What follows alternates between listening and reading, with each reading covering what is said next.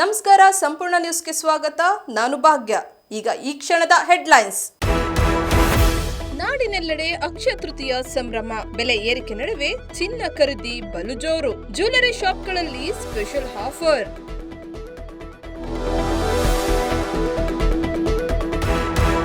ಮಹಿಳಾ ಮೀಸಲಾತಿ ಮಸೂದೆಗೆ ಸೋಲು, ಇದೊಂದು ಕರಾಳ ದಿನ ಎಂದು ಬಿಜೆಪಿ ಆಕ್ರೋಶ.